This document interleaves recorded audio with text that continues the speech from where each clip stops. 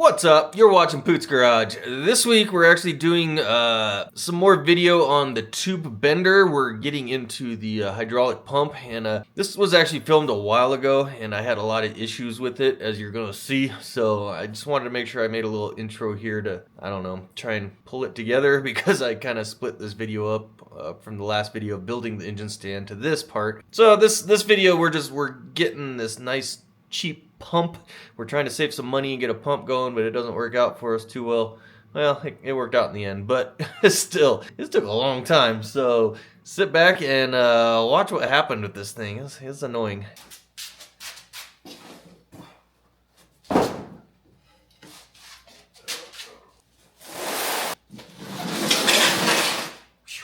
For a pump, we went with, oh Jesus, Vevor. It's a cheaper brand, obviously, but you know, I've done a few products with them and it's pretty good. This was not sponsored, I had to pay for this one. Comes in a wooden box, so that's kind of cool. It's pretty heavy. The one that JD Squared sells on their website is extremely expensive, so this is like a third of the price. So I'm gonna give it a shot. It all has the same specs and everything, you know, just the cheaper quality. So let's get it open, see what it looks like. I've never looked at this. Man, and with some straps. Holy crap.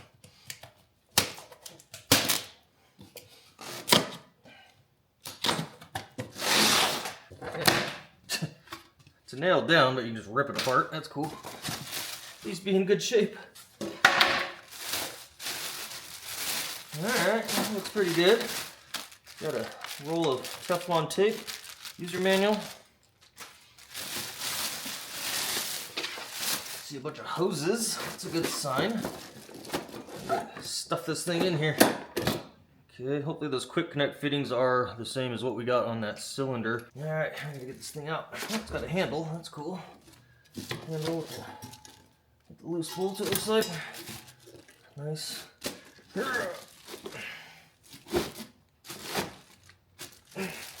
Come on. Come on out.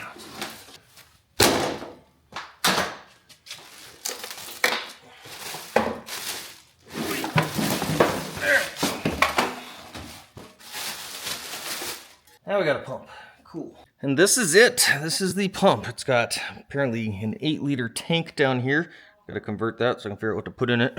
It comes empty, so I got to go buy some fluid of some sort to throw in this, some sort of hydraulic fluid. But this is I believe a 10,000 PSI pump. It's a one-way, so it's literally in, and then it just should exhaust right back out. It doesn't have like a reversing actual pump switch. It's super basic. It should work. It came with 2 hoses. Connect our hose up to this one, it looks like, because it's got the plastic plug. And then I got to check to see if it has the same fitting as that, and then we'll be good. Just put some oil in, then we got to bleed it out and test it. And here's an issue I'm gonna have to figure out. I'm gonna have to order some stuff or something. So this has some sort of a twist lock fitting with O-rings in there. Piece is gonna go in there, and I guess that twists around it. The hose I have is kind of similar style as that. It's the same, it's just smaller. So yeah, we gotta change out one or the other, probably this one.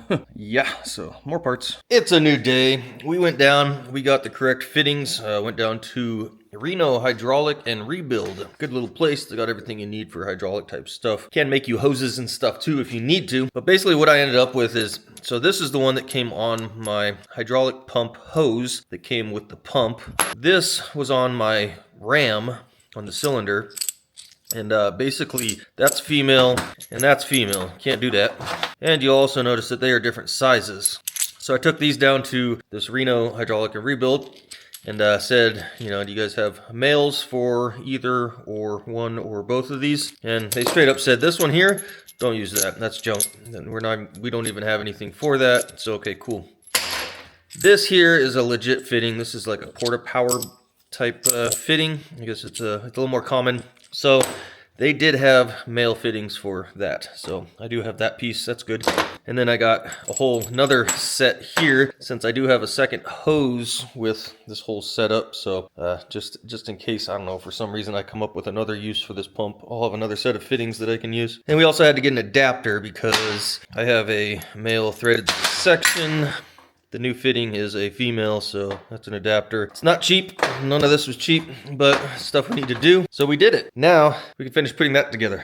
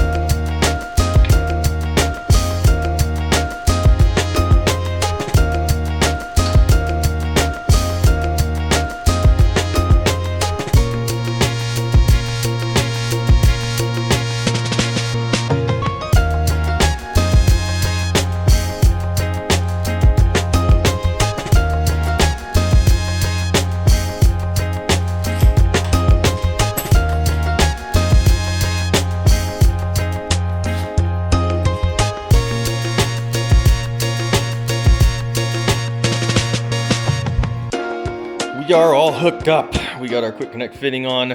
I am leaving the ram disconnected from the arm. It's just got a little clevis pin that you can hook in there. I'm gonna leave that disconnected for now while I kind of test things, let it go in and out. I actually have to go in and out a bunch of times to get air out of the system. See, I am plugged in. All I have to do is step on the little foot switch over there and it should start going. I did fill it up with fluid. It's got hydraulic fluid in there. It's got a little sight glass down there, so we're a little over half. Expect it to drop a little bit, but yeah, we're about ready to try this. Real quick, just so that people understand how this thing works. So fluid comes in, it's gonna push the ram out here, and then it has an internal spring, which is going to pull it back together. So that's just in case you're wondering, how does it go back in after you push it out? It's got an internal spring inside of it. So we'll see that work here in a second. All right, see how it works.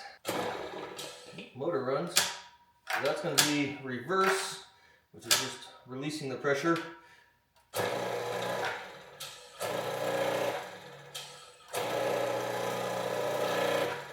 believe it has to get primed somehow too, so.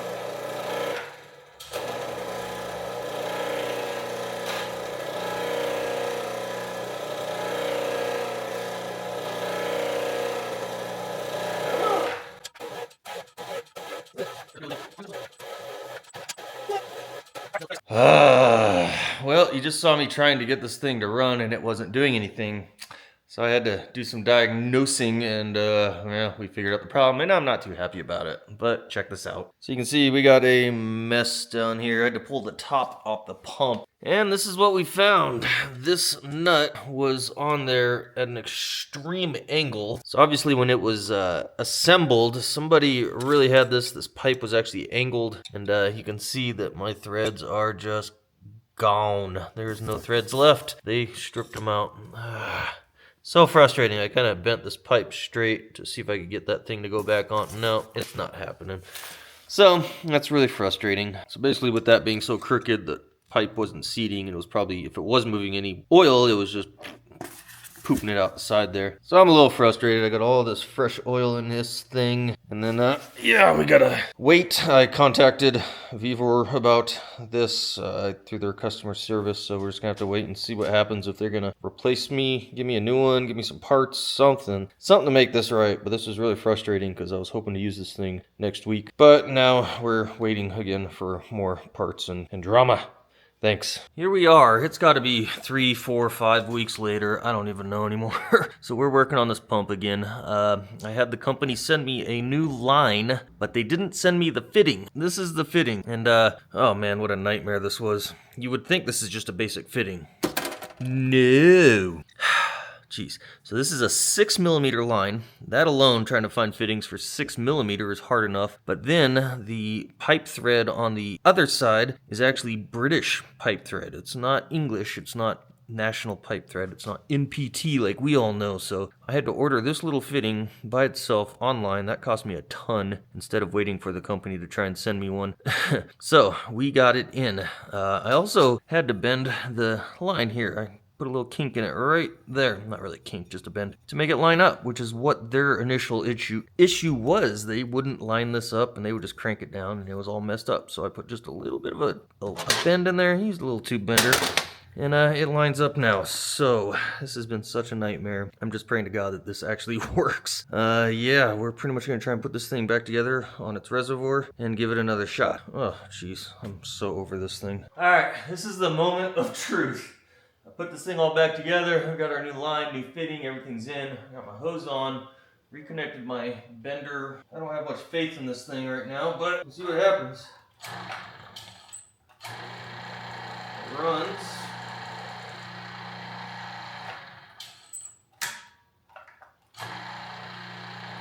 I don't think it's gonna do anything.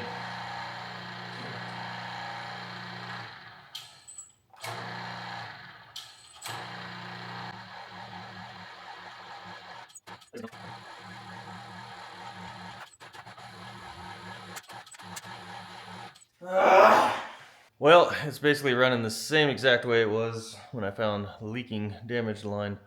So, I don't know what else to do. I think I'm gonna have to give up on this, try and get a refund, get another pump. I don't know. This is a little frustrating. All right, round 2. we got a whole second pump. Since that first pump was not working, I couldn't get it to figure out how to make it work. Didn't make much sense, but anyways, we're able to move forward here. So I contacted Vevor again, and I said, look, I'm done messing with that old one. Either send me another pump or give me my money back because I'm over it. And so they quickly sent me this one. I was actually impressed how quick it came. I think I probably was communicating with them Monday, and today is Thursday, and it showed up.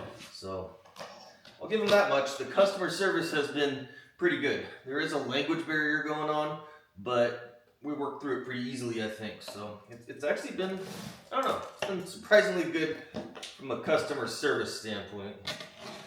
So I'll give them that much at least.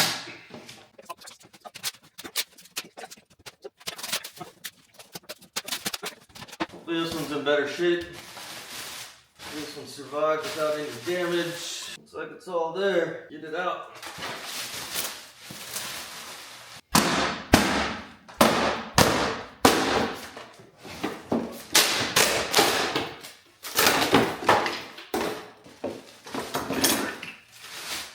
Lots of hose. With the hose up. Whoa.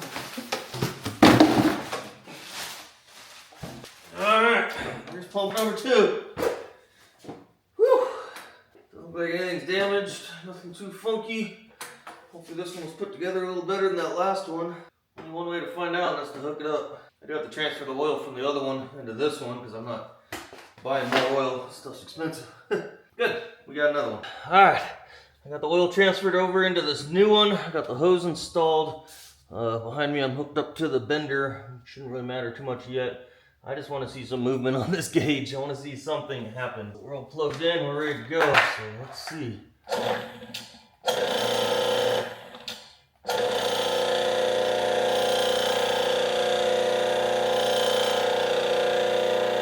Check it out. We got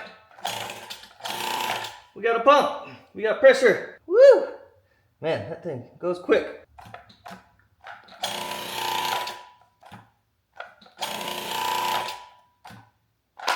We're working. Excellent, excellent. All right, we got it hooked up to the cylinder again. The cylinder's probably full of air, so I'm gonna probably have to cycle it a few times to get to do stuff, but it's ready to go. So let's watch it move. Woo, look at that.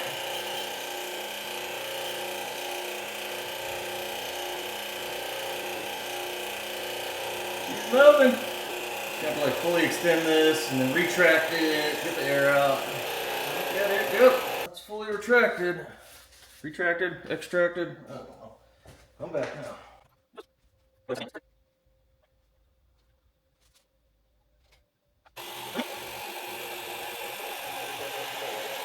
Pointing the hose up this time to hopefully let any air that's gonna rise to the top work its way out.